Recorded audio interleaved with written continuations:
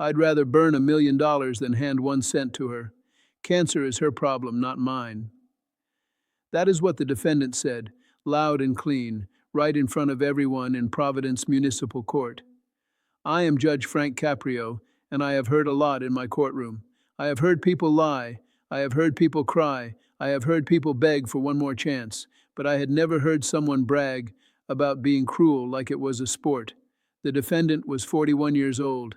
His name was Grayson Ked. He stood tall like he owned the room.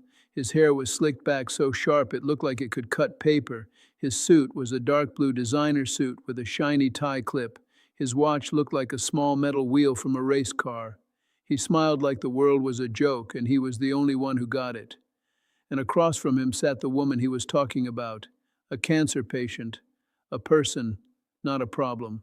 Her name was Maribel Santos. She held a folder with both hands, like it was the only thing keeping her upright. She looked tired in a way that sleep cannot fix. Her headscarf was neat and pale yellow. Her eyes had that brave look I have seen in people who are fighting something bigger than a court case.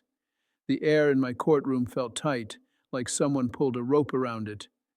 I leaned forward in my chair and watched Mr. Ked's face. I watched his mouth. I watched the way he looked past Maribel instead of at her. And I want you to stay with me for this whole case, because what happened next shocked people far outside this building. If you believe justice should be equal for everyone, you'll want to see what happens next. The bailiff stood straight and called the matter in a clear voice. Case 2026 TR 44819, Santos versus Ked, civil restitution hearing. I looked down at the file, then back up. Good morning, I said. Mrs. Santos, good morning. Mr. Ked, good morning. Maribel gave a small nod. Her hand shook a little as she set her folder on the table.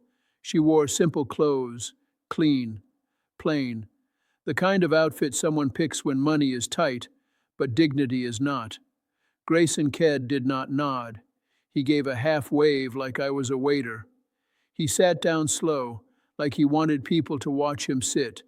He crossed his legs and rested one hand on his knee so his ring could catch the light.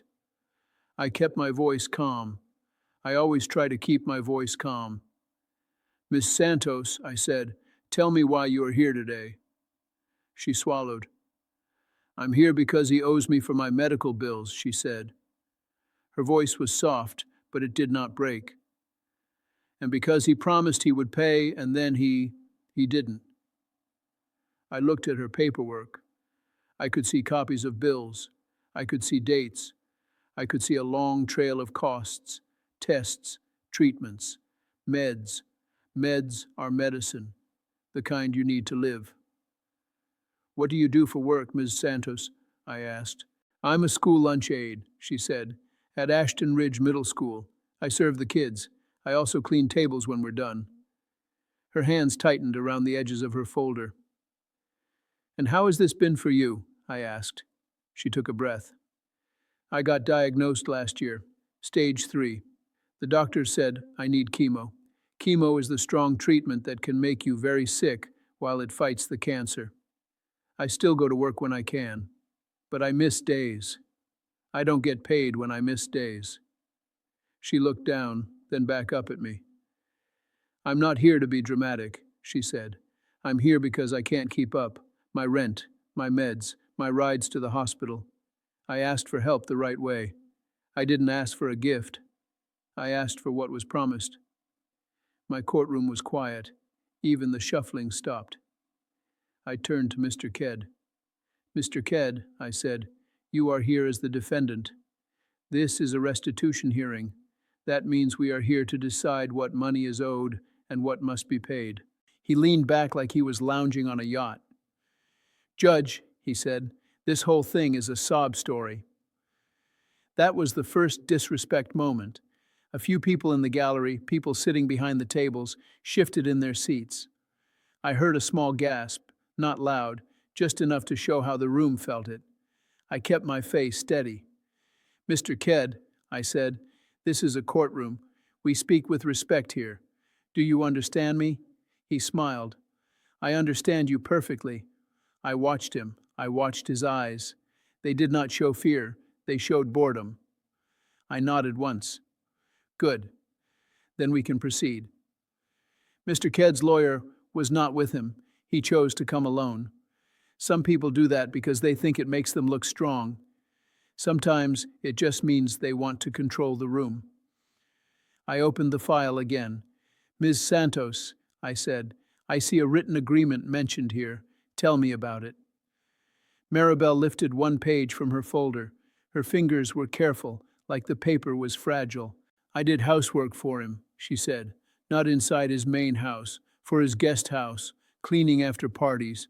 He said he would pay extra if I came on short notice. One night there was an accident. I looked up. What kind of accident? She blinked hard. His security gate. It closed on me while I was carrying supplies. It hit my side and I fell. I didn't know I had a tumor then, but the fall caused bleeding. The doctor said it made things worse. Mr. Ked made a short sound like a laugh. Gate didn't hit her, he said. People trip every day. I raised my hand slightly. Mr. Ked, wait your turn. He held his palms up like he was the calm one, but his mouth kept moving. Maribel continued. He offered to pay for the hospital visit, she said. He said, this is on me. I don't want trouble. He wrote it down. He signed it. Then later he stopped answering.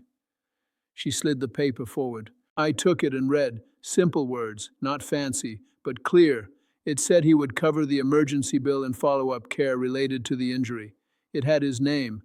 It had a signature. I looked at him. Mr. Ked, is this your signature?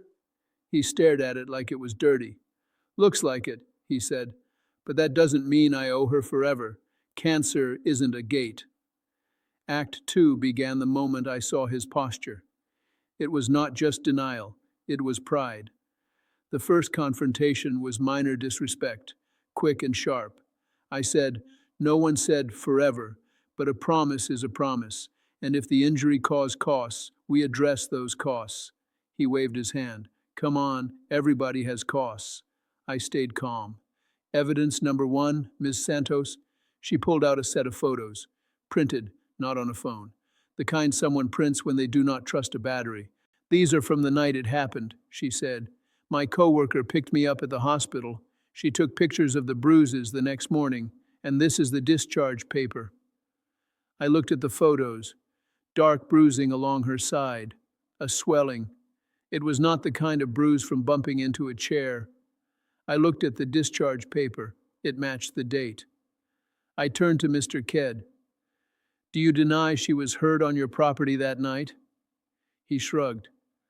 People show up hurt all the time. You can bruise yourself walking into a door. A low murmur moved through the gallery like wind through dry leaves. I leaned forward. Mr. Ked, you are not helping yourself. Your tone matters. He smirked. My tone is honest. I took a breath. I have seen this type before. The kind of person who thinks money is armor. Second confrontation, authority challenge, name-dropping and influence attempt. Mr. Ked tapped the table with one finger. Judge, he said, I'm a busy man. I run Kedland Energy. We supply fuel across 3 states. I've donated to hospitals. I've donated to police events. I know people in this city. He paused, then said it like he was dropping a heavy rock. I even know your friends, the important ones. The room went still again. I could feel the line he was trying to cross. He wanted me to think of my reputation. He wanted me to think of my connections. He wanted me to bend. I looked him straight in the eyes. Mr. Ked, I said, do not come into my courtroom and suggest you can buy influence. That is not how I work. He gave a small chuckle. I'm not suggesting. I'm stating reality. I held my gaze. In this courtroom, reality is facts and fairness, not favors. Maribel's eyes flicked toward him, then back down, like she did not want to make him angrier even now. Evidence number 2, Ms. Santos, I said. She nodded and opened a small envelope. Inside were printed phone logs and text screenshots. Some people do not know how to print those. Someone helped her, but that does not make them fake. These are messages from him, she said, after the hospital visit. I read them slowly. First text. Send me the bill. I'll handle it. Second text. Don't talk to anyone about this. I'm taking care of you. Third text later. My assistant will wire the money Friday. Then weeks later, when she asked again, no reply. And then one message from his number, short and cold. Stop begging. I looked up. Mr. Ked's jaw tightened for the first time. Are these your texts? I asked. He tried to smile, but it was thinner now. Anyone can fake texts. I nodded. That is why we look at more than one thing. Maribel reached into her folder again, and her hand shook more. I also have the call log, she said. He called my phone after I filed the claim. He said he would ruin my job if I didn't drop it. Mr. Ked snapped his head toward her. That is a lie, he said, louder now. I raised my voice just enough to hold the room. Mr. Ked, I said, you will not speak over her. He leaned forward. Judge, you're letting her act like a saint. She's trying to squeeze money out of me because she's sick. Maribel flinched at the word sick, not because it was false, because it was used like a weapon. Third confrontation, direct insult and line crossing. He targets the victim and disrespects the court.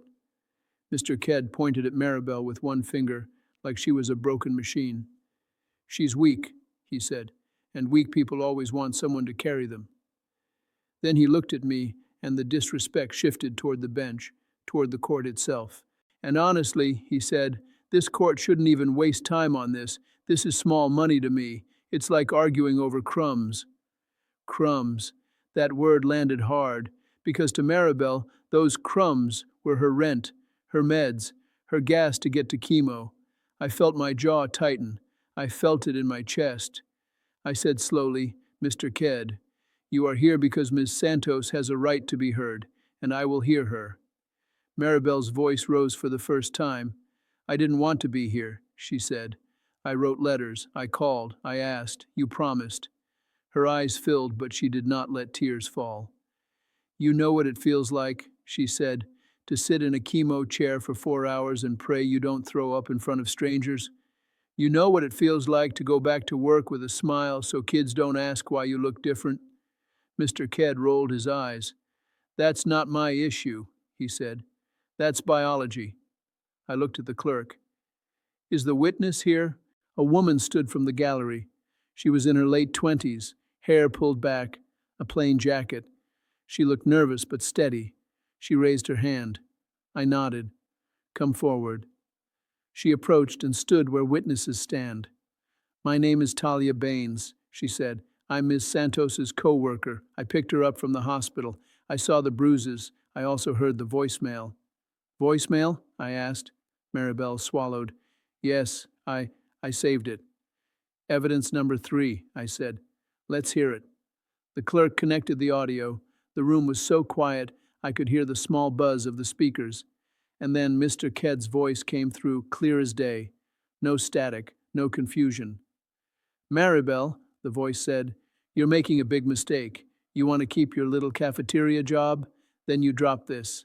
I can make one call and you'll be gone. And if you try to drag my name in court, I'll bury you in paperwork until you can't breathe. I watched Maribel's face as her shoulders rose and fell, like she was trying not to disappear into herself.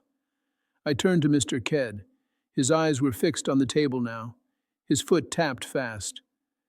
That is your voice, I said. He lifted his head, and for a second I saw anger flash. So what, he said. That's negotiation. I paused, because sometimes a person says something that reveals their whole heart. That moment was the ramp up to what became the viral moment. Mr. Ked sat up straight. He looked around the courtroom like he was performing. He said, loud enough for the whole gallery, Judge, let's stop pretending. People like her always come with their hands out. She's sick, she's sad, so everyone claps and cries. But I don't owe her my money. I felt the air change. It was like the room leaned forward, and then he delivered the nuclear quote. He looked right at Maribel, then at me, and he said, if she wants help so bad, she can sell that headscarf and buy a lottery ticket, because I don't pay for people who are already dying. Viral moment. 10 seconds of silence followed. Real silence, not even a cough. I felt my face change. I could feel my eyes narrow. I could feel my body go still, like a storm cloud holding itself back. Then the gallery erupted. I heard a woman whisper, "Oh my God." I heard someone say, "That's evil." I heard a chair scrape as someone stood up. The bailiff stepped forward, hand near his belt, ready in case the room turned wild. Maribel's mouth opened like she wanted to speak, but no sound came out.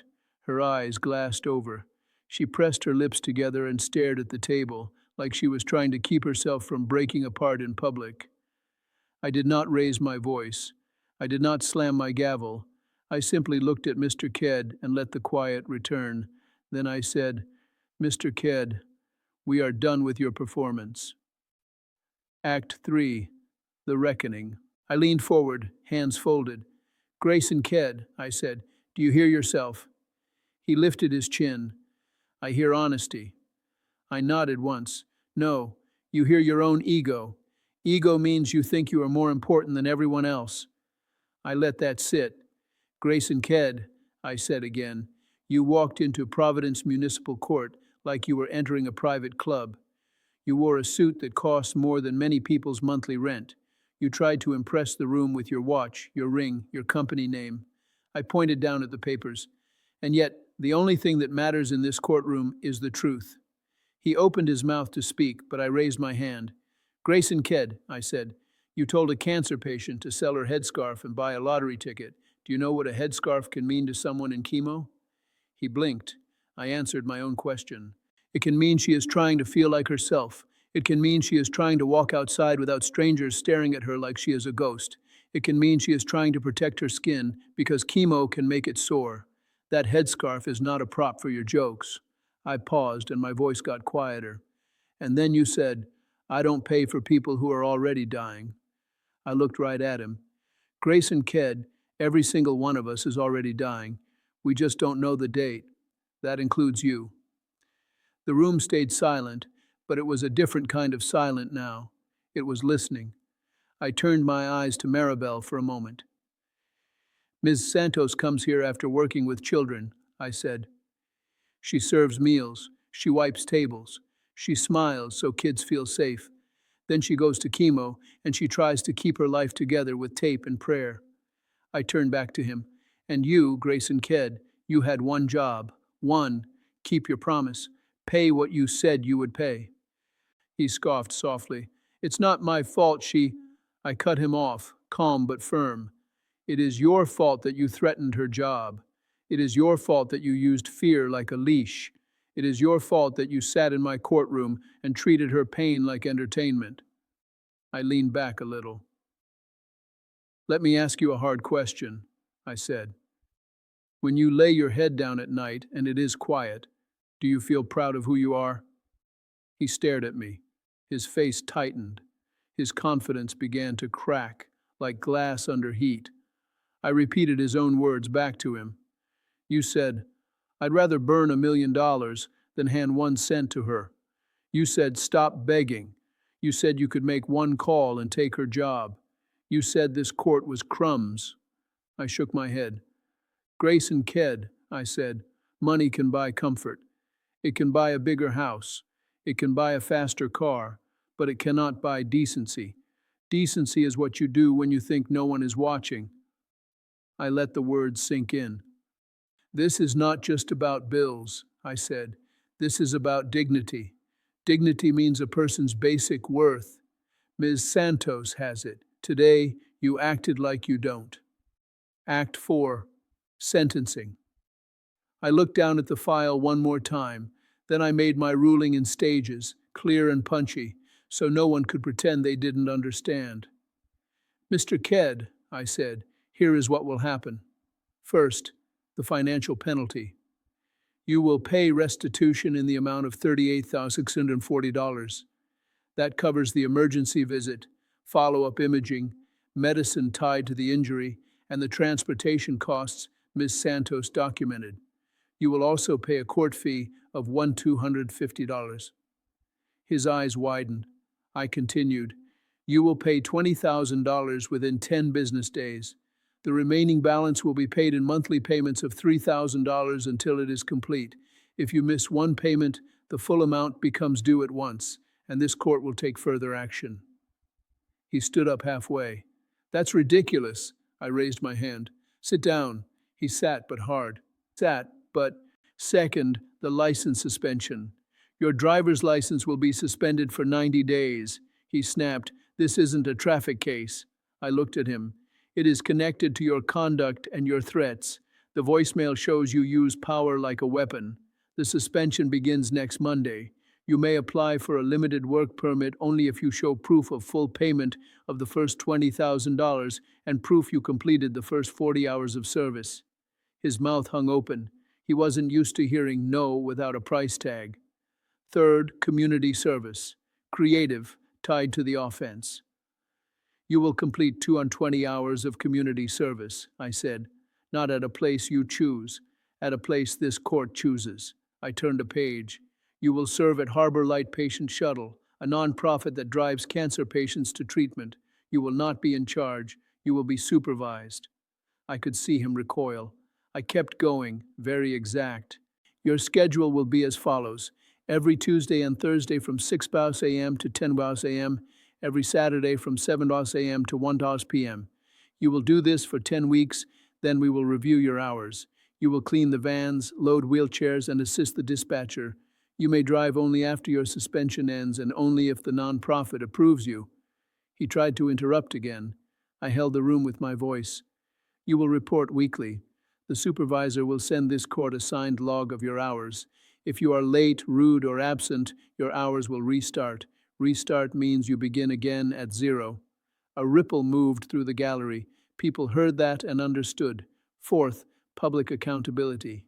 "You will write a handwritten apology to Ms. Santos," I said. "Handwritten, not typed, 2 full pages. You will read it out loud in this courtroom at your review hearing." He swallowed.